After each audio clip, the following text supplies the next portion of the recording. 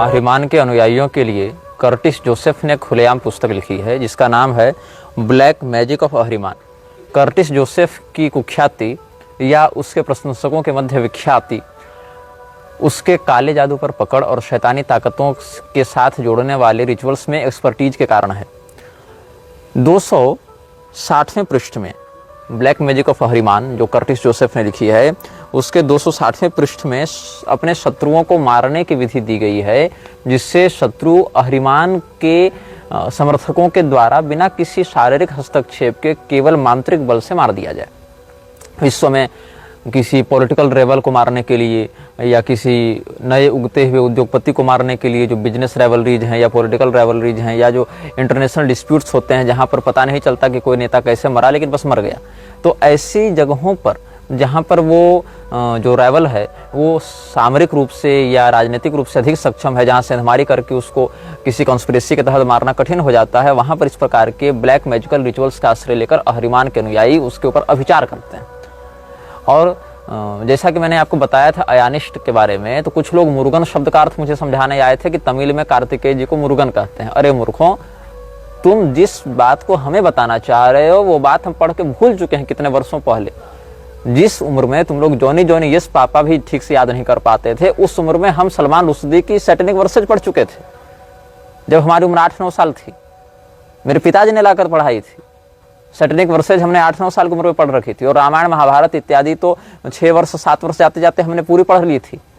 तो जो तुम्हारे दिमाग में बातें आ रही हैं उनको तुम व्यक्त करो, लेकिन उपदेश देने के उद्देश्य से व्यक्त मत करो। बता सकते हो ठीक है, लेकिन हम पुरुषोत्तम नागेशोक हो, हिंदू राइटर्स फोरम हो या यहाँ तक कि गांधी वध क्यों जैसे इंटेंस पुस्तक को, इंटेंसिटी है कितनी उसमें, जो गांधी के द्वारा किस प्रकार से हिंदुओं के साथ छल किया गया और किस प्रकार से भारत के विरुद्ध अनेक कार्य किए गए, जो आजकल मतलब अगर स्वच्छ दृष्टि से देखें तो सीधा सीधा देशद्रोह है।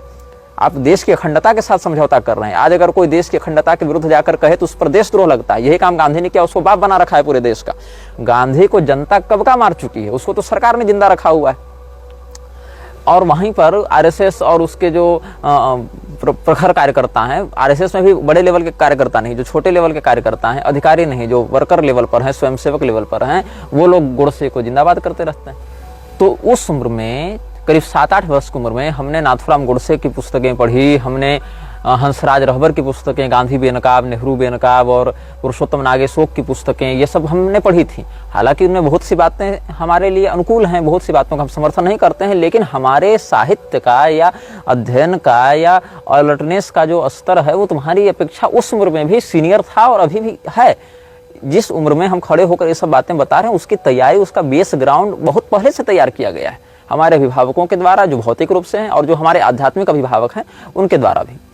तो हम बता रहे थे तुम्हें कर्टिस जोसेफ की जो पुस्तक है ब्लैक मैजिक ऑफ अहरिमान, तो यहाँ पर ये लिखती है कि एक गड्ढा खोदना है, अ होल इज डग। ऐसे मैं पूरी विधि नहीं बता रहा हूँ, इससे पहले और इसके बाद भी बहुत सी विधियां हैं, मैं बस कुछ हाईलाइट्स बता रहा हूँ। A hole is dug within the altar which is large enough to contain the candle after it is prepared. This hole should be contemplated as the very grave of all enemies whose lives this baneful power will claim throughout all boundaries of time and space. तुम्हें गड्ढा खोदना है, यह मानते हुए कि मैं अपने शत्रुओं की कब्र खोद रहा हूँ ताकि वो जो ताकत है वो समय और दूरी के आवरण को पार करके उन शत्रुओं के प्राण का अवशोषण कर सके. It is cold, quiet and lonely.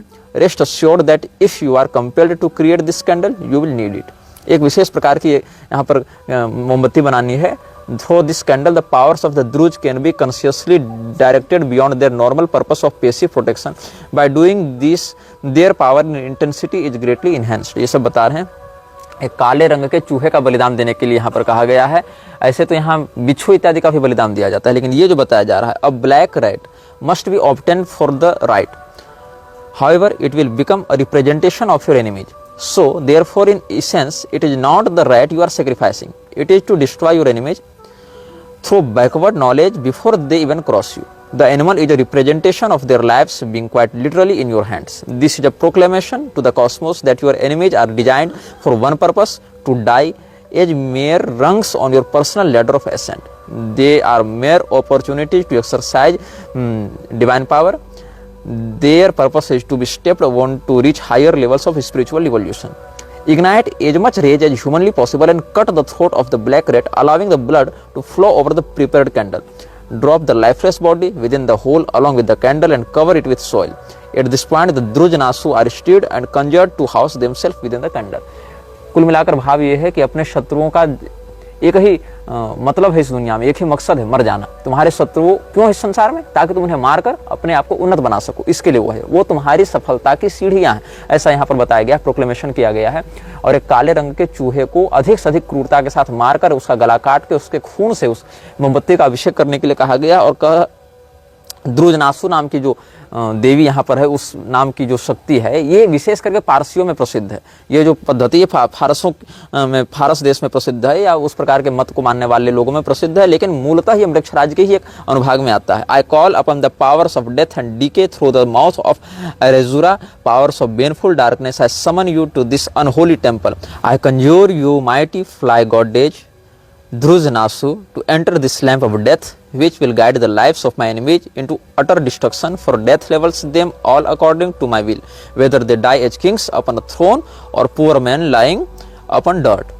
Drujanasu, fill this lamp of death with your power and essence as I offer my blood upon this gateway of the black earth, so it is done. Your blood is now offered over the surface of soil where the candle is buried. It is left to accumulate power from dark moon to dark moon.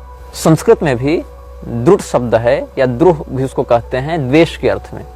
तो जैसे विप्रद्रुह या विप्रद्रुट या धर्मद्रुट, मतलब धर्म से द्वेष करने वाला, तो उसी का एक अपभ्रंश यहाँ पर द्रुहनासु के रूप में प्राप्त हो रहा है। ये कह रहा है जो अभिचारक है कि हमारे शत्रुओं को मारना ही तुम्हारा उद्देश्य है, चाहे मेरा शत्रु राजा होकर सिंहासन पर मर जाए, मतलब अगर कोई बड़ा राजा है तो वो सिंहासन पर मर जाए, चाहे कोई गरीब आदमी सड़क की धूल फांकता मर जाए, लेकिन उसका अंजाम मौत में ही पूरा होगा, ऐसा ही कह रहा है जो अभिचारक है, ये भावना कर रहा है। तो ऐसी बहुत सी पद्धतियां खुलेआम मिलती हैं। जैसे यहाँ क्या कह रहा है एक जगह, एक स्थान पर, I offer my enemy as a sacrifice unto the Drujanasu, claim your prize now by the power of Ahriman and the black and fire of Zorhak and in the name of my own divine power it is done. इस प्रकार से यहाँ पर बातें कही गई हैं और अभिचार को प्रोत्साहित किया गया है। तो तुम्हें नहीं पता, तुम्हें भले म्लेच्छराज में या म्लेच्छराज की गतिविधियों में इंटरेस्ट न हो, but Mlechharaj has very deep interest in your existence.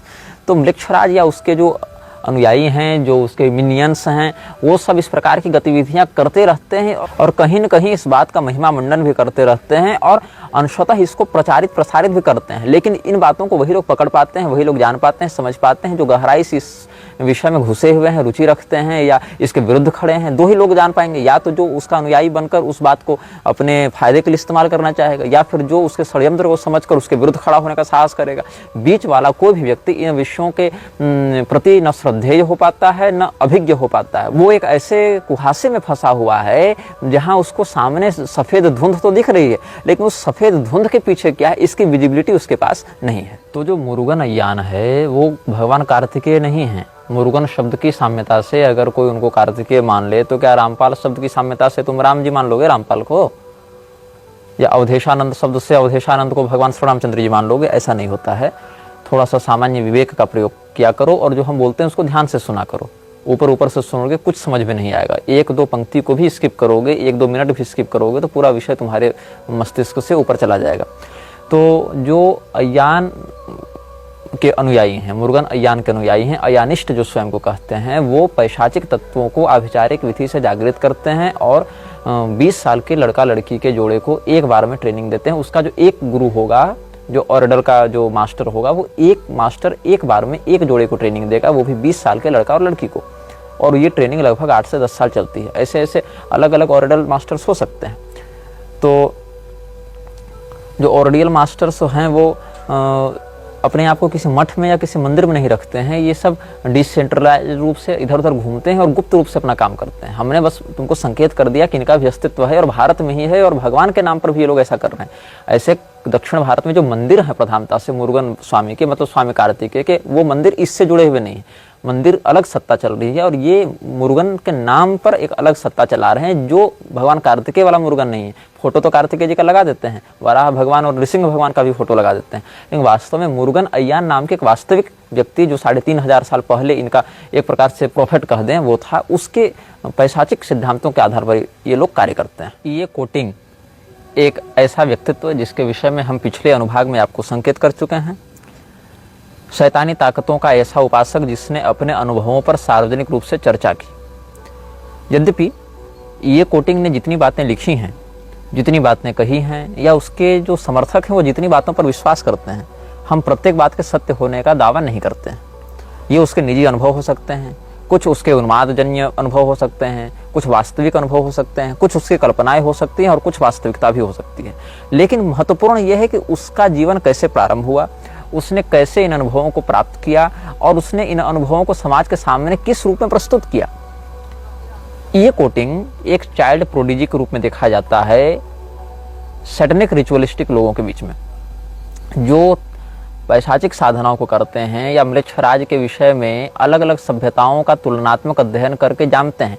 यद्यपि उनमें म्लेच्छराज ये शब्द प्रचलित नहीं है। म्लेच्छराज शब्द तो हम लोग आपको समझाने के लिए कहते हैं म्लेच्छों का राजा, तो म्लेच्छराज इस प्रकार से हम आपको संकेत में कह देते हैं। लेकिन उसके और जो प्रसिद्ध नाम अन्य मतांतरों में प्राप्त होते हैं, उन सभी मतांतरों के समीक्षा के बाद ये कोटिंग्स ने बहुत कुछ लिखा है, और जो लिखा है वो 8 वॉल्यूम्स में है। उनमें से कुछ के एक शब्द हम आपको बताने जा रहे हैं। ये कोटिंग जिस समय 12 साल का था, उस समय इसके पिता इसको एक स्थान पर ले गए थे और इसको किसी व्यक्ति से मिलाया। जब मिलाया तो इसके पिता उसके साथ नहीं थे, मतलब इसके पिता ले गए, कार से बाहर उतारा, कहा ये घर दिख रहा है, इसके अंदर घुस जाओ। ये उस घर में गया, फिर उसको वहाँ कोई मिला, उसने कुछ बताया, फिर ये वापस आया। 3 साल तक उस व्यक्ति के संरक्षण में ये ट्रेनिंग लेता रहा, मात्र 12 साल की उम्र में। 12 साल से लेकर 15 साल की उम्र तक इसने 3 वर्ष प्रशिक्षण लिया। और 3 वर्ष इसने प्रशिक्षण कहाँ लिया, उस संस्था का नाम क्या है? वो एक गुप्त संस्था है, वो भी एक पैशाचिक संस्था है जो इस प्रकार के शैतानी गतिविधियों के लिए बहुत कुख्यात है। और वो एक ब्रिटिश संस्था है, उसको कहते हैं ब्रिटिश ऑर्डर ऑफ 9 एंजल्स।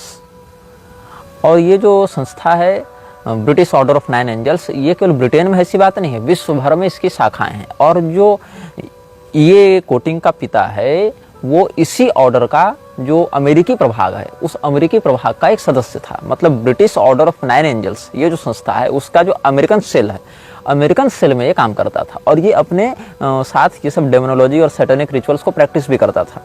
तो अपने बेटे को भी यही माहौल दिया इसने बचपन से। तो बचपन से घर में वैसी साहित्य थी, बचपन से एंटन लावे की चर्चा चल रही है, बचपन से चर्चा चल रही है एलिस्टर क्रॉली की, बचपन से चल रही है डॉक्टर ड्यू इत्यादि की चर्चा चल रही है, या नेक्रोमेंसी की चर्चाएं चल रही हैं, हाउ टू टॉक विथ डेड्स ये चर्चा चल रही है। तो 12 साल की उम्र जाते जाते ये कोटिंग को बहुत अधिक अनुमान हो गया कि हमारी ये जो चलती फिरती दुनिया दिख रही है, इसके समानांतर एक और भी दुनिया है जो अंधेरे की दुनिया है, काली दुनिया है, और वहाँ पर बहुत कुछ ऐसा चलता है जो इस संसार की गतिविधियों को प्रत्यक्षतः प्रभावित करता है। मतलब एक और भी कोई पैरेलल सत्ता काम कर रही है, ऐसा उसको अनुभव होने लगा। और 12 साल की उम्र में ही, यद्यपि आधुनिक भाषा में कहें तो नाबालिग था वो, हालांकि बुद्धि उसकी चल रही थी, तभी तो उसको योग्य समझ कर ले जाया गया। तो ये जब ब्रिटिश ऑर्डर ऑफ 9 एंजल्स में गया, वहाँ 3 साल ट्रेनिंग लिया, ये घर आया 3 साल का कोर्स करके वहाँ से, तो इसने अपने 3 सहपाठियों को बुलाया, क्योंकि ये आधुनिक शिक्षा भी लेता रहा था और वहाँ तो गुप्त रूप से ट्रेनिंग लेता था। तो अपने 3 सहपाठियों को इसने बुलाया और उनके साथ बैठकर रिचुअल्स करने लगा। लेकिन वो रिचुअल्स जिस प्रकार के अनुभव को दिए, जिसमें एक तो इसका भाई भी था, तो जिस प्रकार के अनुभव इसको आने लगे, ये कहता है कि मुझे सुनाई पड़ती थी आवाज़ें, लेकिन मेरे दोस्तों को सुनाई नहीं पड़ती थी। मतलब हम लोग जो बैठे रहते थे, हम जो उन स्पिरिट्स का आवाहन करते थे, तो मुझे तो सुनाई देती थी उनकी बातें, मुझे कुछ कुछ अनुभव भी होता था, लेकिन बाकियों को अनुभव नहीं होता था। तो हम समझे कि हर व्यक्ति इन मंत्रों को पढ़कर या हर व्यक्ति ये सिजिल्स का प्रयोग करके सेम कनेक्शन नहीं बना सकता है, जब तक उसका कंसंट्रेशन उस लेवल का नहीं हो या उसमें वो फेथ नहीं डेवलप हो। To generate the faith in sigil and the ins is the main concern for the ritualist. तो सिजिल आपके पास है, इन आपके पास है, आपके पास सारा माहौल है, आपको वैसे एस्ट्रोलॉजिकल स्थितियां भी मिल गई हैं, लेकिन जो फेथ डेवलप होना चाहिए उन तत्वों के प्रति, वो जो कंसंट्रेशन बनना चाहिए, वो जो बॉन्ड बनना चाहिए, अगर दोनों लोगों के बीच में बॉन्ड नहीं बनेगा तो फिर वो काम नहीं करेगा। तो 15 साल की उम्र तक इसने व्यक्तिगत अनुभव किया। 17 साल की उम्र में ये विशेष प्रशिक्षण लेकर इनको बुलाने का प्रयास करने लगा और 22 वर्ष की उम्र में ये सफलतापूर्वक पेमन को बुलाने में कामयाब हुआ। पेमन आया इसके पास, पेमन से इसने काम भी करवाया और उसका अनुभव भी इसने वर्णित किया है। मतलब 12 साल की उम्र से ट्रेनिंग लेते लेते इसको 10 साल लगे पेमन से कनेक्ट करने में। तो ऐसा नहीं कि मैं कोई वीडियो में बात बता दे रहा हूँ या इन बता दे रहा हूँ, सिजिल बता दे रहा हूँ, मुहूर्त बता दे रहा हूँ तो तुम उसको बुला लोगे। हाँ, अगर स्वयं उतने तामसी तत्व से जुड़े हुए तो हो सकता है तुमको उठा ले, लेकिन तुम में काबिलियत भी होनी चाहिए ना। तुम उसके किसी काम आने लायक तो बनो। वो क्या है, तुम्हारे लिए दौलत शोहरत औरत देने का माध्यम है क्या? नहीं, वो तुम्हारे ऊपर इन्वेस्ट कर रहा है तो उसको लगना चाहिए मृच्छराज या उससे जुड़े लोगों को कि तुम्हारे ऊपर इन्वेस्ट करके उसको बेनिफिट होगा। अन्यथा तुम तो उसके लिए कीड़े मकोड़े हो। लाखों लोग रोज पैदा हो रहे हैं, लाखों लोग रोज मर रहे हैं। तुम्हें ऐसा क्या यूनिक है वो तुमको अपने अंदर समाहित करे, अपना अनुयायी बनाए, या तुम्हारे अनुयायी बनने से उसको क्या फायदा हो रहा है, तुम्हें क्या काबिलियत है, ये भी तो वो चेक करेगा, ये भी तो वो जांच पड़ताल करेगा। तो ये जो ब्रिटिश ऑर्डर ऑफ 9 एंजल्स है, इससे जब ये जुड़ा तो धीरे धीरे करके इसके अंदर से जो मॉरलिटी है, जो ह्यूमैनिटी है, वो दोनों समाप्त होते गए। न इसके जीवन में कोई नैतिकता बची, न इसके जीवन में मनुष्यता के प्रति कोई सहानुभूति बची। तो अब ये बन गया पूरी तरीके से शैतानी शक्तियों का एक समर्थक और प्रायोजक। लेकिन ये कोटिंग को ये नहीं पता था कि बचपन से इसके ऊपर एक दूसरी संस्था भी नजर रख रही थी और वो संस्था काम करती है दोनों के बीच में संतुलन बनाने के लिए। वो संस्था अच्छी संस्था ऐसी बात नहीं है, लेकिन वो एक स्टेबलाइजर है। क्योंकि अगर कोई भी व्यक्ति ये शैतानी ताकतों को बहुत ज़्यादा समन करता है, बहुत ज़्यादा इनसे कनेक्ट करना चाहता है, तो वो एक गेटवे को ओपन करता है और उस गेटवे से वो जो बुलाया जा रहा है उसके अलावा बहुत कुछ ऐसी भी ताकतें आ सकती हैं जिनका आवाहन नहीं किया गया है। वो बस दरवाजा खुलने की प्रतीक्षा कर रही हैं और दरवाजा खुलने के कारण वो प्रवेश कर जा रही हैं और फिर उन शक्तियों को कंट्रोल करना बड़ा कठिन हो जाता है। मान लो कि तुम एक किसी न्यूक्लियर पावर प्लांट में काम कर रहे हो और तुम्हारा उद्देश्य तो बम बनाकर लोगों को मारना ही है, लेकिन वहां पर भी एक रेगुलेटर होना चाहिए, एक स्टेबलाइजर होना चाहिए जो उस शक्ति को तुम्हारे विरुद्ध जाने से रोक सके। तो अपना जगाया हुआ भूत भी कई बार अपने विरुद्ध हो जाता है। जैसे कि मेरे जानकारी में एक साधक थे, वो साधक अब नहीं रहे इस धरती पर। मैं उनका नाम डिस्क्लोज नहीं करूंगा, बिहार के थे इतना बता दे रहा हूं, और रिटायर्ड फौजी थे इतना बता दे रहा हूं। तो वो मारण स्पेशलिस्ट थे और कोई भी व्यक्ति जो उनके पास अपना केस लेकर आता था कि ये मेरा शत्रु है, इसको मार दीजिए, उसको मार देते थे। तो उनके घर में ये फौज से रिटायर होने के बाद बाबा बन गए, तांत्रिक बन गए और इन्होंने बहुत कम उम्र में अच्छी सिद्धियां प्राप्त कर रखी थी, तो लोग इनके पास भीड़ लगाते थे। तो हुआ क्या कि एक बार कोई व्यक्ति, कोई क्लाइंट था इनका, इनके पास आया, बोले बाबा हमारा अमुक शत्रु है, अमुक बैरी है, उसको मार दीजिए। बाबा ने जो भी अपना मुहूर्त बताया, दान दक्षिणा बताई, सब उनको पेमेंट हो गया। तो बाबा अपने घर में 4 लोग रहते थे, एक बाबा, एक उनकी पत्नी, एक उनका बेटा और एक उनका नौकर। तो यही 4 लोग उनके घर में रहते थे और अच्छी खासी खेती बाड़ी थी और नाम से अधिक खौफ था उनका क्षेत्र में। और ये घटना के जो प्रत्यक्षदर्शी लोग हैं वो आज जीवित हैं और हमारे निजी परिचय में हैं। तो बाबा क्या हुए कि जब श्मशान जाकर अपनी क्रिया कर रहे थे, क्रिया करके लौटे तो देखे घर के बाहर भीड़ लगी हुई है। और घर के बाहर भीड़ लगी हुई थी तो पूछे क्या हो गया, तो सारा जो समुदाय है, शोकाकुल है, रो रहे हैं, चिल्ला रहे हैं। जाकर देखते हैं तो आंगन में उनके बेटे की लाश पड़ी है। बेटा इकलौता था, बेटा मर चुका था। तो बाबा जो है उनके सामने जो नौकर खड़ा था उसको उन्होंने खूब मारा, 10-5 थप्पड़ कस के दिए और कहे कि तुमको उसको मारने भेजा गया था, मेरे बेटे को तुमने क्यों मारा। लोग सहम गए, डर गए कि ये अपने नौकर को क्यों थप्पड़ मार रहे हैं, नौकर की क्या गलती है, बेटा तो इनका खून बकते हार्ट अटैक से मरा है या जो भी, मान लीजिए ब्लैडर फट गया, जो फट गया, लेकिन ये नौकर को क्यों मार रहे हैं। तो नौकर एक बहुत ही शैतानी मुस्कुराहट के साथ क्या कहता है कि हम आपके वश में, आपकी मंत्र शक्ति से हुए थे, लेकिन आप इतना गलत प्रयोग कीजिएगा तो कभी न कभी तो हम आपसे बदला लेंगे। और ऐसा कह के लोगों के सामने वो जब वो गायब हुआ तब लोग जो हैं, जो भी 15-20 लोग मोहल्ले के थे, उनकी धड़कनें बढ़ी कि ये तो नौकर नहीं था, ये तो बेताल था जिसको इन्होंने सिद्ध करके रखा था और ये बेताल इनके घर में मनुष्य के रूप में रहता था। तो दिव्य संपदा और आसुरी संपदा दोनों कई बार भौतिक शरीर धारण करके आते हैं। जैसे कि बिहार में एक बहुत अच्छे साधक हुए जिनका नाम था श्रीमान विद्यापति। और विद्यापति बहुत अच्छे कवि हुए, विद्वान हुए, संस्कृत के भी और लोकगीतों के भी, और भगवान महादेव के बड़े अनन्य भक्त हुए थे। तो उनकी भक्ति से प्रसन्न होकर भगवान महादेव उनके यहाँ सेवक बनकर ही रहते थे, उगना नाम से। तो इनकी कथा बिहार में, मतलब जो भी अध्यात्म के क्षेत्र से जुड़े हैं, बच्चा बच्चा जानता है इनकी बात। तो मैं अधिक इनके ऊपर नहीं कहूंगा। आपको अगर अधिक जानना है तो विद्यापति जी के विषय में पढ़िए, जानिए, उनके भजनों का आनंद लीजिए, उनके जीवन से जो त्याग और भक्ति की जो बात है उसको ग्रहण करके सदाचारी बनिए। तो कहने का मतलब है कि कई बार संतों के जीवन में भी और पिशाच साधकों के भी जीवन में यह देखा जाता है कि वो जिसकी उपासना कर रहे हैं वो उसके सामने प्रत्यक्ष हो गया। जैसे नरसिंह मेहता के जीवन में भगवान कृष्ण प्रत्यक्ष रूप से आए थे, जैसे सूरदास जी के जीवन में, बिल्व मंगलाचार्य जी के जीवन में, तुलसीदास जी के जीवन में भी कई बार ऐसे घटनाएं हुई कि उनके इष्ट ने उनको अन्य परोक्षतः संकेत में दर्शन दिया, या सेठ बनकर आ गए, नौकर बनकर आ गए, ब्राह्मण बनकर आ गए। जैसे आप सत्यनारायण कथा देखेंगे, वहां सतानंद ब्राह्मण को भी एक वृद्ध ब्राह्मण का रूप धारण करके सत्यनारायण भगवान ने मार्गदर्शन दिया है। तो केवल देवताओं में नहीं, पिशाचों में भी ऐसा होता है कि कई बार तो आपकी सिद्ध की हुई शक्तियां प्रत्यक्ष रूप धारण करके भी आपके यहाँ आती हैं।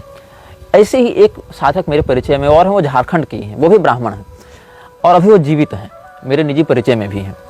वो श्मशान से एक शक्ति को जगाकर आ रहे थे घर। वो और उनकी पत्नी घर में थे, तो पत्नी को उन्होंने कहा था, देखो ये हजारीबाग जिले की बात है, तो उन्होंने कहा कि देखो जब हम रात को श्मशान से क्रिया करके लौटेंगे तो गेट खुला रखना, गेट बंद मत करना, ठकठकाना मत, गेट खुला रखना, बस ऐसे लगा देना, अंदर कुंडी मत लगाना, बस दरवाजे की पल्ले जो हैं उसके वो सटा देना और सो जाना, तुम रात को जगना मत। मैं कुछ करने जा रहा हूँ, किसी को मैं लेकर आऊंगा तो वो शक्ति जिसको भी सामने देखेगी उस पर हावी हो जाएगी और सामने वाला शायद उसके पर आक्रमण को झेल ना पावे। तो बाबा ने जब ऐसा निर्देश दिया तो उनकी पत्नी सो गई, लेकिन गलती क्या हुई, चूंकि मौत आई हुई थी उनकी, तो वो दरवाजे को कुंडी समेत लगा देते हैं। और बाबा जब श्मशान से अपने क्रिया करके लौटे तो उन्होंने दरवाजा ठकठकाया और उनकी पत्नी आधी नींद में उठी और गेट खोली, और जैसे खोली वैसे वो शक्ति उन पर हावी हुई और वो गुजर गई उनकी पत्नी। वो बाबा उस घटना के बाद पागल हो गए थे और बहुत बाद में ठीक हुए, और वो भी मेरे निजी परिचय में हैं। तो हालांकि हमारी मुलाकात एक दो बार ही हुई, लेकिन वो अभी जीवित हैं। हालांकि अब वो उतने सक्रिय नहीं रहे, उसके बाद फिर उन्होंने क्रियाएं छोड़ दी। तो आभिचारिक शक्तियों को जो लोग अपने वश में रखते हैं, नियंत्रित रखते हैं, उनको यह ध्यान रखना चाहिए कि किसी भी प्रकार से हम उनका दुरुपयोग न करें। हमारी जानकारी में एक साधक हैं, अब तो बहुत वृद्ध हो गए, मरणासन अवस्था में आ गए और ये सब काम छोड़ भी दिया। वो उन्होंने क्या किया था, उनके पास मारण की शक्ति थी, वो आटे का सर्प बनाते थे। वास्तविक सर्प कहीं किसी घर में निकल जावे तो सर्प को अपने मंत्र की शक्ति से बांध कर रखते थे, मोहित करके रखते थे, वो सर्प भाग नहीं पाता था।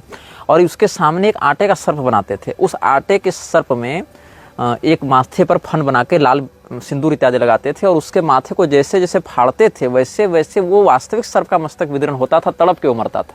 बहुत गलत काम है, कितना पैशाचिक कृत्य है, कितना क्रूर कृत्य है। परिणाम क्या हुआ, निसंतान रहे जीवन भर।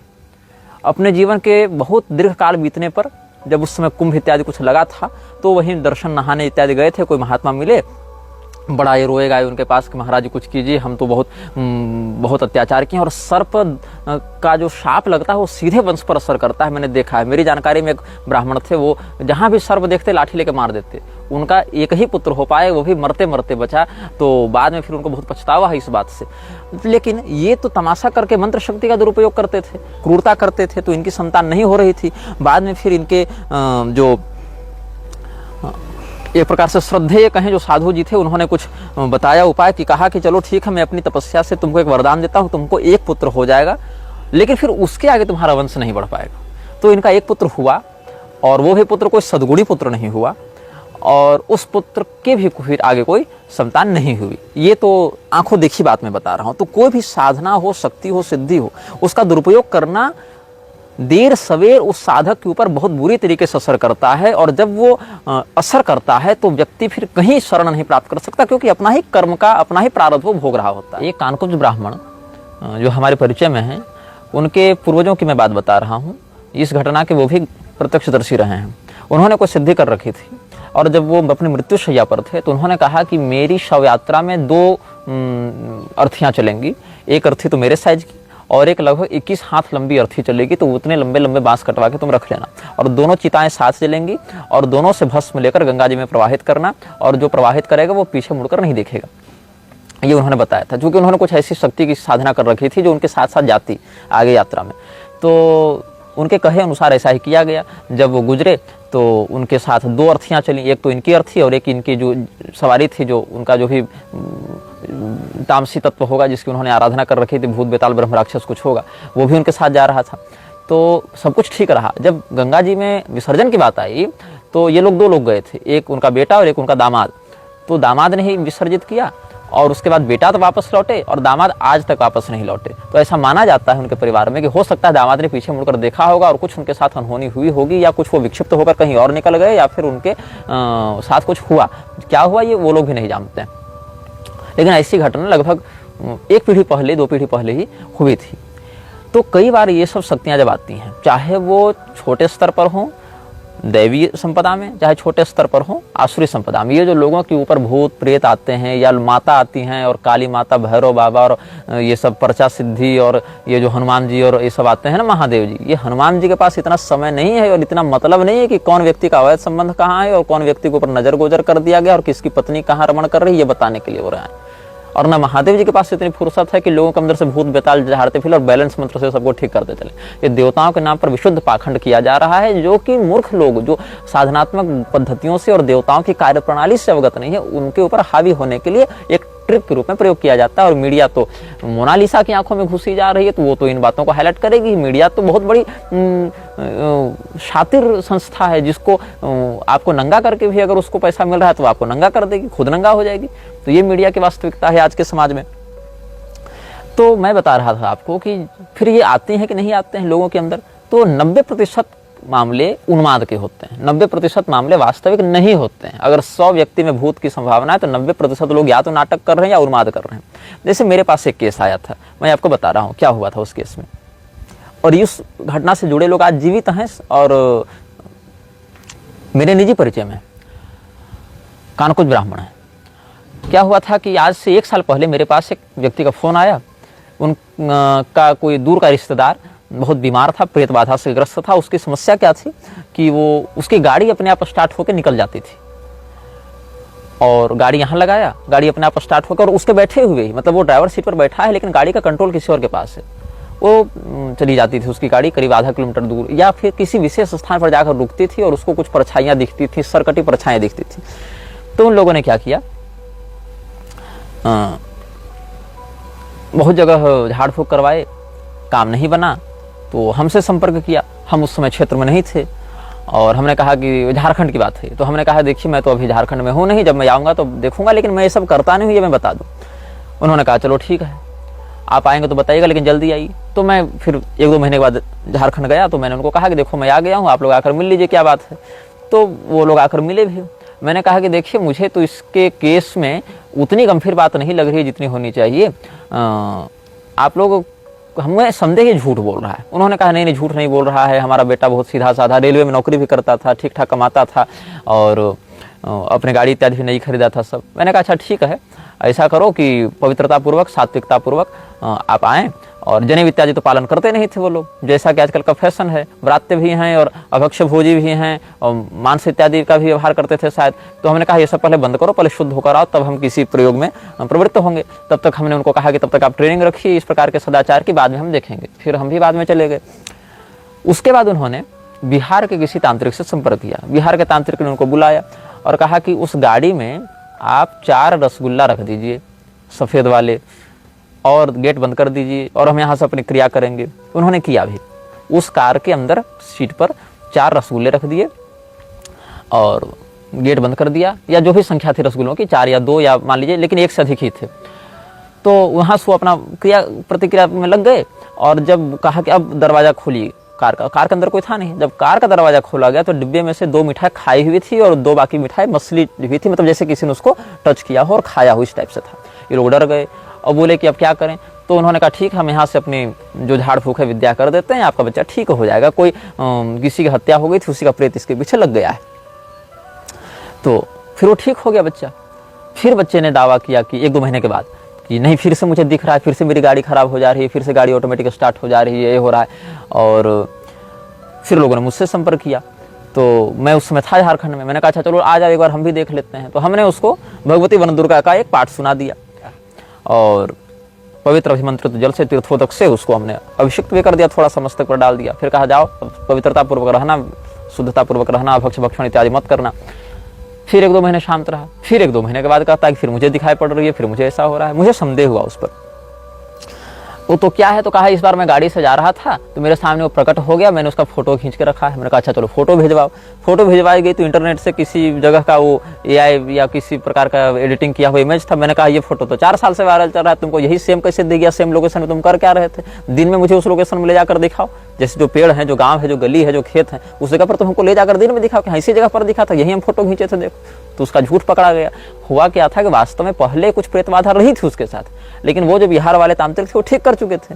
लेकिन उसको लगा कि हमको सिंपैथी मिल रही थी परिवार से, हमको तो परिवार में कोई कुछ कहता नहीं था, मस्त अपनी जिंदगी कट रही थी प्रेताविष्ट के नाम से। तो जब तक प्रेत का प्रकोप था तब तक तो लोग बड़ा वीआईपी ट्रीटमेंट दे रहे थे, मेरा बेटा, मेरा सोना, इसको कुछ हो न जावे, सारे लोग उसका काम कर रहे हैं, सारे लोग कर रहे हैं। अब प्रेत छूट गया तो फिर से इसको काम पर जाना है, फिर से नौकरी पर जाना है, फिर से इसको मेहनत करनी है, फिर से सब कुछ करना है। तो इसको लगा कि इससे बढ़िया तो प्रेत ही हमको पकड़ा हुआ था, तो फिर वही नाटक शुरू कर दिया। तो कई बार ऐसा होता है कि ज्यादा शातिर दिमाग वाले लोग इस विषय में झूठ भी बोलते हैं, उन्माद भी होता है, बहुत लोगों का पागलपन भी होता है, मानसिक रोग भी होता है। लेकिन 10% बातें बिल्कुल यथार्थ होती हैं, सच होती हैं, उनमें कोई संदेह नहीं किया जा सकता। क्रॉस वेरीफाई कर सकते हैं उन बातों को, और उन बातों को मतलब पकड़ना बहुत सूक्ष्म प्रज्ञा और अंतर्दृष्टि का विषय होता है।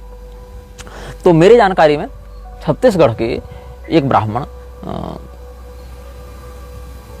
हनुमान जी का आवाहन नख पर करते हैं और नाखून पर करते हैं, और उनसे उनका दर्शन करके पूछते हैं तो आते कौन है, क्या साक्षात वही पवन तनय हनुमान जी आते हैं? नहीं, हनुमान जी के विभाग में बहुत से छोटे छोटे पार्षद होते हैं। प्रत्येक देवता के विभाग में हजारों हजार छोटी शक्तियां होती हैं, उनमें से कोई एक शक्ति मंत्र के बल से भेज देते हैं कि देख लो इनका काम कर लिया करना। लेकिन वो शक्ति जो भी होती है उसका यूनिफॉर्म वैसा ही होता है, जिस डिपार्टमेंट में काम करोगे वैसा ही होगा। अब चाहे हवलदार हो चाहे डीजीपी हो, लेकिन वर्दी तो खाकी ही पहनेगा। तो वैसे ही वो भी उसी प्रकार से हनुमान जी के ही स्वरूप में आते हैं। जो देवी के पार्षद होते हैं देवी रूप में आते हैं, जो भैरव जी के पार्षद होते हैं भैरव रूप में आते हैं, जो शिव जी के, जो राम जी के, जो हनुमान जी के, सबके तद्वत देवत होते हैं। यहाँ तक कि धुंधुकारी प्रेत भी जब मुक्त होकर गया तो विष्णु रूप में अपने दिव्य धाम को गया है, वो भी पार्षद स्वरूप में गया है। तो लगता ही हनुमान जी आए हैं, भैरव जी आए हैं, साक्षात काली मैया आई है, लेकिन वो काली मैया नहीं होती, महाविद्या काली नहीं होती है, वो आदिशक्ति काली नहीं होती है। आदिशक्ति काली के अधीन काम करने वाली बहुत छोटी कोई क्षुद्र शक्ति होती है, लेकिन स्वरूप वैसा ही देवी का होता है। तो लोगों को लगता है कि ये तो साक्षात वही काली, मेरा तो सीधे वहीं से कनेक्शन हो गया, लेकिन ऐसा नहीं होता है। उनके जैसी दिखने वाली, उनके विभाग में काम करने वाली कोई शक्ति उनके आदेशों से ये काम करने आ जाती है, ये बात होती है। तो यही प्रजा सिद्धि वालों का भी हाल है। नहीं तो ये बताओ, जितनी भी गलत बातें ये लोग बताते हैं, शास्त्रों के विरुद्ध आचरण करते हैं, शास्त्रों के विषय में अनभिज्ञता प्रदर्शित करते हैं, अशुद्ध उच्चारण करते हैं, या मनमौजी बातें बताते हैं, या लोगों के षड्यंत्र को नहीं समझ पाते हैं, नेताओं की चापलूसी करने में भक्ष भक्षण में लगे रहते हैं, क्या हनुमान जी की सिद्धि साक्षात ये काम करवा रही? नहीं। जो ज्ञानेनाम अग्रगण्यम है उनका सिद्ध साधक तो सर्वशास्त्रवेत्ता हो जाएगा ना, उसको भागवत का पहला श्लोक पढ़ाने नहीं आ रहा, कैसे ज्ञानेनाम अग्रगण्यम की सेवा की? अरे तुलसीदास जी के ऊपर वास्तविक विशुद्ध हनुमान जी की कृपा थी कि मतलब ऐसी ऐसी दिव्य रचना उन्होंने कर दिया कि ग्रामीण भाषा में लिखते वो मंत्र का प्रभाव दिखाने लगा। ये विद्या होती है, ये साधना होती है कि वो जो एक चौपाई लिख दी, एक दोहा लिख दी, वो कितना मंत्रवत जागृत हो गया, ये वाक सिद्धि हो जाती है ना, वो तो शब्द ब्रह्म उनके जिह्वा में प्रतिष्ठित हो जाते हैं। तो उन पर हनुमान जी की कृपा मानी जाएगी, जो वास्तविक हनुमान जी की कृपा। इन लोगों के ऊपर हनुमान जी के विभाग में आने वाले किसी क्षुद्र शक्ति की बात हो सकती है, ऐसी पर्चा सिद्धि वाले आपको यूट्यूब में सैकड़ों मिल जाएंगे, लेकिन उनको मीडिया टीआरपी नहीं मिली, उनको प्रमोशन नहीं मिला पॉलिटिक्स के द्वारा, इसीलिए वो प्रसिद्ध नहीं हो पा रहे हैं। बस इतनी सी बात है। बाकी ये सब काम तो पंडोखर वाले और बहुत पहले से करते आ रहे हैं, 50-50 सालों से ऐसे सुनने में आ रही बातें। तो हम आपको बता रहे थे एक व्यक्ति के बारे में जो छत्तीसगढ़ में ही है, 2 व्यक्ति बल्कि, वो नखदर्पण इत्यादि से हनुमान जी की शक्ति का आवाहन करके और उस प्रकार का कार्य करते हैं। एक हमको मेरे निजी परिचित में मिले, उन्होंने अरबी फारसी के मंत्रों से किसी शक्ति की आराधना कर रखी थी, अपने किसी गुरु से प्राप्त करके। वो पीर शक्ति की, वो चिमनी, लैंप की चिमनी में वो आते थे, और आते थे तो क्या हुआ था कि जो बुलाता था उसको नहीं दिखते थे, जो आवाहक उसको नहीं दिखते थे, उसके किसी मीडियम को दिखते थे। जैसा कि हमने किसी आवाहन वाले में बताया कि मीडियम भी रखना पड़ता है, तो उसको दिखते थे। और इनके छोटे बेटे को दिखते थे, इनको खुद नहीं दिखते थे। तो 8-10 साल की उम्र के बच्चे को दिखते थे, और एक दो कभी कभी बड़े लोगों को भी दिख जाते थे, जिनकी बातनी नजर खुली होती है या इस प्रकार की जो छाया वाले होते हैं उनको दिख जाती। तो सबसे पहला इन्होंने प्रयोग क्या किया था, इनकी बहन के दामाद घर से भाग गए थे, घर वाले बड़े परेशान थे, इनको पता ही नहीं था क्या था। तो इन्होंने सोचा आज उस मंत्र को टेस्ट करते। उन्होंने उसको बुलाया, वो चिमनी में आया, जो इनका इष्ट था, जो पीर था वो आया। और वो पीर जो है वो इनको नहीं दिखता था, लेकिन किसी पड़ोसी को दिखने लगा। 10-5 लोग बैठे थे, बोले हाँ हाँ दिख रहा है। बोले क्या ऐसा स्वरूप है? बोले बिल्कुल ऐसा स्वरूप है। तो कहा कि भाई पूछो उनसे कि जो राग भोग देना था, भोग इत्यादि दे के उसका स्वागत करके फिर कहा कि पूछो इनसे कि वो हमारे बहन के दामाद कहाँ भाग गए हैं। तो पूछा गया तो बताया कि विंध्याचल चले जाओ, वहाँ अमुक मोहल्ले में अमुक होटल के अमुक कमरा में वो ठहरा हुआ है। बस तुरंत ये उनका विसर्जन करके सीधे निकले विंध्याचल, और उसी मोहल्ले के उसी कमरे में, उसी होटल के कमरे में उसको पकड़े अपने बहन के दामाद को, कहा कि यहाँ कैसे, बोले आपको इन्फॉर्मेशन कैसे मिली, तो बोले यहाँ से मिली। उसके बाद से उनको पता नहीं था कि मेरी शक्ति एक्टिवेट हो गई, उन्होंने बस कोई विकल्प नहीं दिख रहा था कैसे पता करें, तो टेस्ट कर दिया और टेस्ट कामयाब रहा उनका। मंत्र तो पहले सिद्ध किया हुआ था, कभी टेस्ट किए नहीं थे। अब लगने लगा दरबार, आने लगी भीड़, और बगल के गांव में हो गई थी एक हत्या। जिनकी हत्या हुई थी वो मेरे पिताजी के अच्छे मित्र थे। तो उनके कुछ इष्ट मित्र आए इनके पास, कहा कि भाई बताओ कि हत्यारा कौन है। अब इन्होंने सोचा कि अगर हत्यारे का पता बता देते हैं तो हत्यारा भी तो बगल के गांव का है, वो भी तो मेरे ऊपर आक्रमण करेगा, क्योंकि ये लोग फिर जाकर हत्यारे को पकड़ेंगे, और अगर नहीं बताते हैं तो फिर ये लोग कहेंगे कि दुनिया को बताते हो, हमारी मदद नहीं करते हो। तो इन्होंने कहा कि भाई हमारी जो शक्ति है वो हमारे पास अब नहीं आती, क्योंकि मध्यम मार्ग निकालना है, और ये कारण था कि इनकी शक्ति धीरे धीरे क्षीण भी हो गई। तो बहुत बाद में किसी समय मुझे भी कुछ आवश्यकता पड़ी, तो हमने कहा कि आप जरा बताइए इसमें क्या होना चाहिए। तो उन्होंने कहा वो शक्ति हम नहीं बुलाते। क्यों? क्योंकि बीच में एक बार बुलाए थे तो इनके छोटे बेटे को शक्ति दिख रही थी, वो इनका जो पुत्र है वो जब विसर्जित की शक्ति तो शक्ति जा नहीं रही थी, इनके बेटे को लगातार देख रही थी, और इनका बेटा डर गया, 5-7 दिन बीमार जैसा रहा, बहुत ज्यादा ये डर गया, क्योंकि वो शक्ति भेजने पर भी नहीं जा रही थी, इनके बेटे को ही देख रही थी, इनका बेटा उसको देख रहा था, तो फिर वो शक्ति बुलाना छोड़ दी। तो ऐसी कई शक्तियां हैं जो पीरवाणी तंत्र में है, मुसलमानों के साथ कनेक्ट करती हैं, लेकिन वो हिंदुओं के बुलाने पर भी आ जाती हैं। जैसे मनुष्य जाति में जन्म लेने मात्र से कोई व्यक्ति ब्रह्मवेत्ता नहीं हो जाता, वैसे मर जाने मात्र से कोई प्रेत पिशाच की योनि में चला जावे तो वो भी ब्रह्मवेत्ता नहीं हो जाता है। जैसे मनुष्य होने पर भी देवी देवता के बारे में आप कितना जान रहे हैं, वैसे ही पिशाच भी देवी देवता के बारे में या लोक परलोक के बारे में बहुत अधिक नहीं जानते। और मनुष्य में भी बहुत से लोग भगवान के विषय में बहुत कुछ जानते हैं, वैसे पिशाचों में भी बहुत शक्तियां बहुत कुछ जानती हैं। तो कई बार जैसे कोई जीवन भर मुसलमान रहा या ईसाई रहा, तो मरने के बाद आवश्यक नहीं कि वो सीधे जान जाएगा कि क्या वास्तविकता ब्रह्मा विष्णु महेश और इंद्र और वरुण कुबेर चंद्रमा दुर्गा काली क्या है, ये जान जाएगा, ऐसी बात नहीं है। वो उसी मानसिकता में फंसा रहेगा, उसी पिशाचत्व से ग्रस्त रहेगा, उसको लगेगा अल्लाह ही सब कुछ है, गॉड ही सब कुछ है, यहोवा ही सब कुछ है, और उस समय कुरान की या बाइबल की बातों को वो प्रामाणिक मानते, उनसे डरेगा, उनसे भयभीत होगा। ऐसा भी होता है। जैसे मैं आपको एक छोटा सा उदाहरण और देता हूँ, ये भी मेरे निजी जीवन से परीक्षित बात है, बिहार की बात है। मैं उस व्यक्ति का नाम यहाँ डिस्क्लोज नहीं करूंगा, वो व्यक्ति मुझे जानते हैं लेकिन मैं उनको पहचानता नहीं हूँ, क्योंकि यूट्यूब में वीडियो मेरे आते हैं और कई बार मेरे प्रवचनों को उन्होंने सुना है, तो वो मुझे जानते हैं, लेकिन मैंने उनकी कोई चर्चा सुनी है। तो हुआ क्या था, एक हिंदू ने किसी दूसरे हिंदू से घर खरीदा था, ये बिहार की बात है, गया औरंगाबाद के पास की बात हुई कहीं की। तो एक हिंदू ने किसी दूसरे हिंदू से घर खरीदा था। घर खरीदने के 10-15 दिन के अंदर ही, मतलब शिफ्टिंग के 10-15 दिन के अंदर ही उसके घर में भयंकर उत्पात होने लगे, भयंकर उपद्रव होने लगा और उठापटक होने लगी सामग्रियों की। बड़े बड़े ड्राम उठा कर पटक दिए जाते। उन्होंने बहुत वेरीफाई किया, कुछ पता नहीं चला, तो बहुत तांत्रिकों को बुलाया, बहुत झाड़ फूक कराई, बहुत खर्चा भी हुआ, लेकिन 1-2 दिन 10 दिन शांत रही स्थिति, फिर वो स्थिति बिगड़ जावे। तो इन्होंने सोचा अब क्या करें। तो ये जो व्यक्ति जिनका मैं उदाहरण देने जा रहा हूं वो कोई विशेष साधक या तांत्रिक नहीं है, लेकिन चालबाज व्यक्ति हैं, दिमाग बड़ा चलता है उनका। जैसे ओम शास्त्री आए थे ना अमेरिका से, जब मंदी का टाइम था, बराक ओबामा का टाइम, ओम शास्त्री आए थे, तो भैया जी ने उनको किडनैप कर लिया। तो ओम शास्त्री ने कहा कि भैया हमारे पास पैसा नहीं है, हमको कहीं जाकर एडवांस डिपॉजिट कर दो। तो वो ले गए उसको अली भाई के पास, अली भाई बेच दी, मुन्नी मैडम के पास, मुन्नी मैडम उनको बेच दी धनंजय सिंह के पास। तो एडवांस डिपॉजिट होते गया। तो क्या कहा बीच में कि भाई इनका दिमाग बड़ा चलता है, बात सुन लो। तो ये मास्टर साहब का दिमाग भी बड़ा चलता था। इन्होंने कहा तुम घर किससे खरीदे थे? कहा उससे खरीदे थे। ये सीधे उसके पास गए, पूछे तुमने घर बनवाया कब था? बोले हम बनवाए नहीं थे, हम भी रेडीमेड खरीदे थे। बोले किससे? तो उसने एक मुसलमान से घर खरीदा हुआ था, मतलब तो उस मुसलमान से जाकर कांटेक्ट किया गया। तो वो तो मर चुका था, 40 साल पहले की बात है, तो मर चुका था। अब उसके 20 साल बाद ये आया, फिर घर बेचा इसने। तो उसके परिजनों ने बताया कि हाँ वो घर हमारा ही था। तो बोले कि वहाँ ऐसी ऐसी बातें हो रही है, क्या बात है वहाँ पर? बोले कि नहीं नहीं, हमारे आंगन में ही एक कब्र है और हम लोग उस कब्र को कुछ कुछ अवसरों पर धूप दीप किया करते थे, तो उस कब्र की पूजा तो बंद हो गई कई वर्षों से, तो वही अब जगह होगा, उत्पात कर रहा होगा। तब इन्होंने कहा अच्छा ठीक है।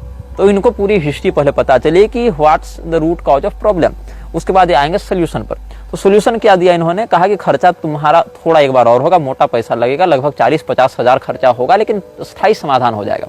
क्या समाधान करना है?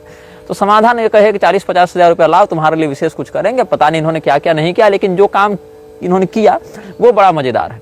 ये गए एक व्यक्ति के पास, शूद्र वर्ण के व्यक्ति के पास, जो सुअर का व्यापार करता था। उसको जाकर उन्होंने कहा ऐसा करो, अपने सुअर के कुछ मुट्ठी बाल हमको दे दो। बोले बाबा ये क्या कीजिएगा? बोले तुम दो तो पहले, कितना रुपया चाहिए? बोले कि हम जिंदा सुअर 10,000 का बेचते हैं, बाल का क्या बोल रहे हैं, बाल की कीमत? बोले लो 10,000 रुपया या 5,000 जो भी था, केवल बाल हमको दे दो। तो बाल ले जाकर उसको बढ़िया से ताबीज बना के और उसी कब्र के चारों ओर उन्होंने गाड़ दिया। और इस घटना को घटे आज लगभग ये घटना 2004-5-6 के आसपास की, आज लगभग 20 साल बीत गए, वो प्रेत फिर नहीं जगा मुसलमान का, क्योंकि सुअर के बाल से उसको घृणा थी और सुअर के बाल से उसकी कब्र का कीलन कर दिया इन्होंने। खर्चा कितना लगा? ऐसे देखें तो कोई खर्चा नहीं, बस दिमाग लगाना है, कनेक्शन जोड़ना है। तो ऐसा नहीं कि कोई मुसलमान मर गया तो उसको त्रिलोकी का ज्ञान हो गया, कोई ईसाई मर गया उसको त्रिलोकी का ज्ञान हो गया। क्या कोई हिंदू मर रहा है तो क्या उसको ब्रह्म ज्ञान हो जा रहा है? नहीं, वो भी अधोगति में प्राप्त होकर बहुत कुछ भटक रहा है। तो अन्य जो लोग सनातन के इतर परंपरा वाले हैं वो भी मर जाएंगे और मरने के बाद उनको पता चलेगा कि हेल हेवन कुछ नहीं है, जन्नत कुछ नहीं है, नरक थी जहन्नुम कुछ नहीं है। तो ऐसा नहीं होता है। तो मैं बता रहा था कि इस्लाम, ईसाईयत इस समय क्या है, जैसे आपने 1000 पुण्य किए और 999 पाप किए, तो 999 पाप का संतुलन बन जाएगा 999 पुण्य से, और एक अतिरिक्त पुण्य बचा तो आपको मिलेगा हेवन या जन्नत।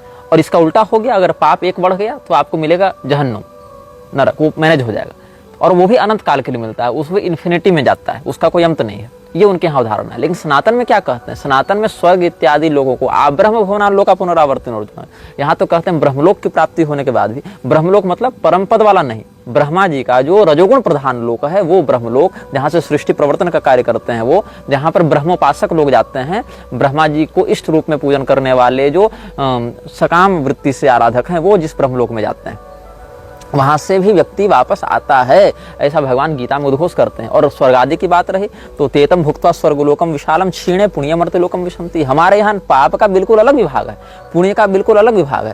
पाप का खाता ही अलग है, पुण्य का खाता ही अलग है। यही कारण है कि राजा नृग ने जितने दान दिए, जितने धर्म दिए, उस दान धर्म के कारण वो गिरगिट की योनि में जाने से बच नहीं गए। वो पाप का सेपरेट अकाउंट बनता है और पुण्य का अलग बनता है, और दोनों ही भोग से नष्ट किए जाते हैं। तो प्रारब्ध को नष्ट करने के दो ही उपाय होते हैं, या तो आप उसका सुख दुख प्राप्त करके भोग लें, या फिर उससे संबंधित शास्त्र में बताए गए विहित प्रायश्चित को करके उसको संतुलित कर लें। दो ही बात है, या तो जुर्माना दें या तो दंडित हो। तो दंडित होना भोग हो गया, और जुर्माने के रुपया मान लीजिए प्रायश्चित हो गया कि हम शास्त्र में बताए विधान के अनुसार उसके लिए तपें और तपस्या के माध्यम से उसको भस्मीभूत करें उस प्रारब्ध को। तो दो ही बात है। और अगर वो नहीं कर सकते तो फिर पूरा पूरा भोगना पड़ेगा आपको। अथवा फिर मध्यम मार्ग जो है, जो कि और जैसे इड़ा पिंगला के बीच में सुषुम्ना भी होती है ना ब्रह्मगामिनी, तो वो मार्ग क्या है कि क्षीयमते चास्य कर्माणि तस्मिन् दृष्टे परावरे, कि परब्रह्म का साक्षात्कार हो जावे। लेकिन ब्रह्मबोध के बाद भी पूर्वकृत प्रारब्ध व्यक्ति को बाधा देता है। जैसे आपने गोली चला दी, उसके बाद बंदूक को फेंक दिया, तो बंदूक को फेंक देने से चलाए ही भी गोली रुक जाएगी, ऐसी बात नहीं। चलाए गए तीर के धनुष से मुक्त होने के बाद लक्ष्य वेद से पूर्व यदि आप धनुष को भंग भी कर देते हैं तो इससे धनुष के भंग होने से जो मुंचित बाण है वो अपने लक्ष्य से भटकेगा नहीं। तो ब्रह्मज्ञान होने से पूर्वकृत प्रारब्ध पूर्णतया शमित हो जाएगा, ऐसी बात नहीं है। घटनाएं तो घटित होंगी, लेकिन व्यक्ति चूंकि देहाभिमान से परे हो चुका है, इसीलिए उन घटनाओं से होने वाले सुख दुख आदि के अंतःकरण में व्याप्त होने के बाद भी आत्म तत्व से उसका अनुभव नहीं करता है, उपभोक्ता नहीं बनता है। ये बात वहां पर है। तो ये थोड़ा गूढ़ विषय हो गया, और हमारे दर्शक मुझे नहीं लगता अभी इस प्रकार के विषय के लिए तैयार हैं। हम आपको बता रहे थे ईए कोटिंग के बारे में। तो ईए कोटिंग जो 12 साल का लड़का अपने पहले से एक secret society British order of 9 angels के लिए काम करने वाले, उसकी अमेरिकी सेल के लिए काम करने वाले अपने पिता के मार्गदर्शन में जाता है ब्रिटिश ऑर्डर के पास, और वहां पर 3 साल ट्रेनिंग लेता है, फिर 2 साल उसका अभ्यास करता है, और उसके बाद पैमन इत्यादि शक्तियों को बुलाने का प्रयास करता है, जिसमें पैमन में तो सफल भी हो जाता है। और उसके बाद उसको शैतानों के प्रति इतना आकर्षण हो जाता है कि उनको बुलाकर वो अपनी नौकरी बढ़वाने लगता है, पेमेंट बढ़वाने लगता है, बहुत कुछ आर्थिक लाभ लेने लगता है, बहुत उत्पात मचाने लगता है, जो कि अनैतिक और अमानवीय भी माने गए हैं। लेकिन इसके ऊपर एक संस्था की और दृष्टि थी। उस संस्था का नाम है ऑर्डो असिनसम एटरनालिस। ऑर्डो असिनसम एटरनालिस एक ऐसी संस्था है जो संतुलित मात्रा में शैतानी शक्तियों को रेगुलेट करती है। मतलब ये रेगुलेटरी संस्था है। मतलब संसार में शैतान तो हैं, उनके उपासक भी हैं, मृक्षराज के काम को आगे बढ़ाना भी है, लेकिन हम उस काम को आगे बढ़ाने में अपना घर न फूंक डालें। ये कहने का मतलब है ऐसा रावण न बन जाए कि हनुमान जी की पूंछ जलाने के चक्कर में पूरी लंका जला दी, लेकिन हनुमान जी के पूंछ का बाल न जला। तो ऐसा नहीं बनना चाहिए। रेगुलेशन लाती है। ये क्या है? ऑर्डो एसिनसम एटरनालिस ये संस्था।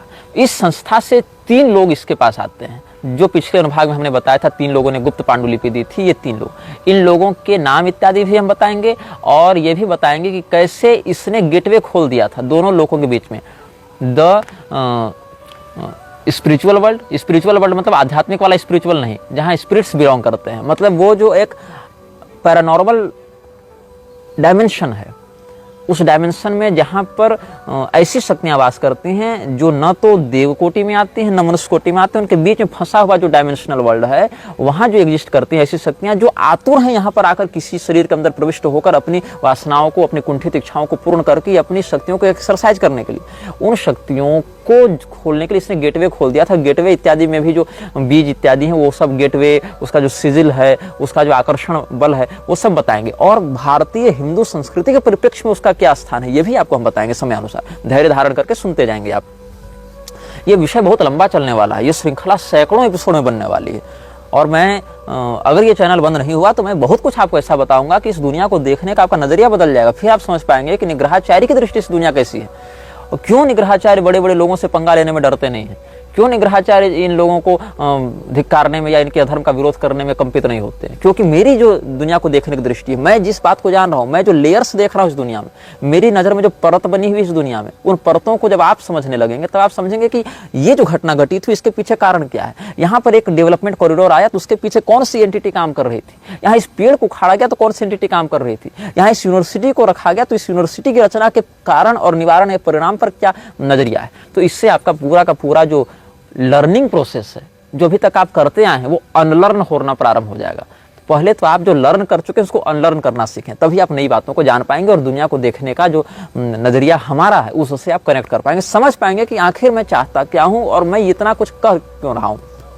तो ये जो संस्था थी ऑर्डो असिन्सम एटर्नालिस, इससे जुड़े हुए लोगों ने इसको संपर्क किया, इसको कहा कि देखो तुम जो कर रहे हो वो असुरक्षित है, अनरेगुलेटेड है, इससे तुम बहुत बड़े विनाश चक्र को जन्म देने जा रहे हो जिसका अंदाजा तुमको भी नहीं है। तो हम तुमको पद्धति बताएंगे, हम तुमको रेगुलेट करेंगे, तुमको इन शक्तियों को संतुलित करना सिखाएंगे जिससे तुम काम कर सको। जैसे शुक्राचार्य जी राक्षसों के गुरु हैं लेकिन स्वयं राक्षस कभी नहीं बने, राक्षसी वृत्ति से प्रभावित नहीं हुए और शुक्राचार्य जी कभी भी वर्णाश्रम विरुद्ध जाकर, वेद विरुद्ध जाकर राक्षसों को उकसाते नहीं। क्यों? उन्होंने संतुलित रखा है अपने आप को।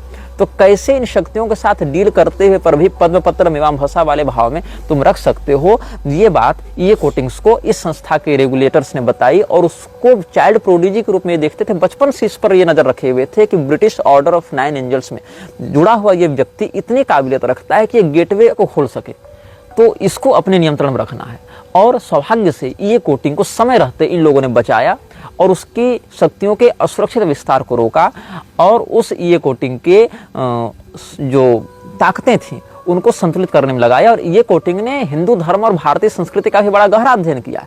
और मैं पूरे दावे तो नहीं करता उसकी बातें कितनी सच हैं, लेकिन काफी मामलों में ये कोटिंग एक ऐसा व्यक्तित्व मेरी दृष्टि में अभी है, प्राप्त जानकारी के अनुसार, जो शैतानी ताकतों के साथ डील करता हुआ पर भी म्लेच्छराज की संस्था में सक्रियता से जुड़ा होने के बाद भी कहीं न कहीं एक रेगुलेटर का काम कर रहा है, जो कि उन शैतानों को अमर्यादित रूप से पूर्णतया हावी होने से रोकता है। क्योंकि समय से पहले कुछ भी हो जाने से दिक्कत है। जैसे आप घर बना रहे हैं और घर बनाने में आपको पानी भी पटाना है, आपको कहीं गर्मी का भी प्रयोग करना पड़ेगा, कहीं वायरिंग भी करनी पड़ेगी। लेकिन जब आप तार से वायरिंग कर रहे होते हैं और प्लास्टर में पानी पटा रहे होते हैं, दोनों एक साथ नहीं होने चाहिए। वहाँ रेगुलेशन होना चाहिए कि आखिर जो तार गया है जिसमें विद्युत दौड़ रहा है और जो हम पानी का यहाँ बौछार, पानी की बौछार मार रहे, दोनों में कनेक्शन न हो, नहीं तो बहुत ज़्यादा उपद्रव हो जाएगा। तो सिस्टमेटिक तरीके से काम करते हैं। तो म्लेच्छराज के काम को ये आगे तो बढ़ाते हैं, लेकिन अभी उसकी गतिविधियों को रेगुलेट करके उसके पूर्णतया विध्वंसक प्रभाव को नियंत्रित करते हैं ताकि ये शक्तियां अनियंत्रित ना हो जाएं। जैसे अश्वत्थामा ने ब्रह्मास्त्र चला दिया, उस ब्रह्मास्त्र का परिणाम क्या हुआ? अश्वत्थामा के भी पक्ष में नहीं आ पाए। तो वहाँ एक रेगुलेशन की आवश्यकता पड़ती है कि हम ऐसे भी विनाशकारी शक्तियों को उन्मुक्त न कर दें कि भविष्य में हम ही इनको कंट्रोल न कर पाए। तो इससे हमें क्या लाभ लेना है? जब तक म्लेच्छराज की ये पैशाचिक शक्तियां रेगुलेशन के अंदर हैं, क्योंकि उसको रेगुलेटेड करना म्लेच्छराज की भी मजबूरी है, म्लेच्छराज की मजबूरी है। नहीं तो म्लेच्छराज खुद ही उन शक्तियों को नियंत्रित नहीं कर पाएगा, वो शक्तियां उन पर हावी होने लगेंगी तो उसकी शक्तियों के माध्यम से वही काल कवलित होने लगेगा। इसीलिए बम बनाने वाले व्यक्ति का हाथ भी बम बनाते फूट सकता है ना, अगर रेगुलेटेड ना हो प्रोसेस तो। इसीलिए हमें क्या करना है, जब तक ये शक्तियां रेगुलेटेड हैं या कोई रेगुलेटरी बॉडी काम कर रही है, तो काम क्यों कर रही है? ताकि वो सिस्टमेटिक रूप से हमें तबाह कर सके, लेकिन वो प्रोसेस अभी थोड़ा सा स्लो है अपेक्षाकृत। तभी तक हम खुद को तैयार करके उनके खिलाफ एक मजबूत मोर्चेबंदी खड़ी कर सकें, अगर सामाजिक रूप से न सही तो कम से कम व्यक्तिगत रूप से। इसीलिए श्रृंखला को हम समय रहते बना रहे हैं, आप तक पहुंचा रहे हैं। आप लोग देखें, समझें और अधिकाधिक चिंतन पूर्वक वो तत्व को समझने का प्रयास करें जहां तक हम आपके मस्तिष्क को जगाने का प्रयास कर रहे हैं। इसके बाद के अनुभागों में हम आपको ये कोटिंग्स से जुड़े हुए अनुभव बताएंगे कि उसको क्या फील होता था, कैसे उसने ये रिचुअल्स किए और उसने कैसे वर्ल्ड ऑफ फ्लेम के बारे में, किंगडम ऑफ फ्लेम के बारे में जाना। किंगडम ऑफ फ्लेम का अर्थ है तो ज्वाला का साम्राज्य है, उसके विषय में उसने कैसे जाना, उसके कितने लेयर्स हैं, उन लेयर्स के कितने अधिकारी वहां काम करते हैं, उन सब के विषय में हम आपको अगले अनुभागों में बताएंगे। और ये ही बताएंगे इस पृथ्वी में धर्म की धुरी को धारण करने वाले जो गाय हैं, वेद हैं, ब्राह्मण हैं, पतिव्रता स्त्रियां हैं, इनको सिस्टमेटिक रूप से, क्रमिक रूप से नष्ट करने में म्लेच्छराज कैसे सक्रियता से लगा हुआ है, कैसे हमारी वैदिक मर्यादा, हमारी गौ सेवा, हमारी स्त्रियों में पातिव्रत्य, हमारे ब्राह्मणों की मर्यादा को नष्ट करके पूरे धर्म को जड़ से खोखला करने का वह प्रयास कर रहा है। यह वीडियो जल्द ही हटा दिया जा सकता है। कृपया थर्ड पार्टी ऐप्स का उपयोग करके डाउनलोड करें। आप इस वीडियो को अपने चैनल पर फिर से अपलोड भी कर सकते हैं।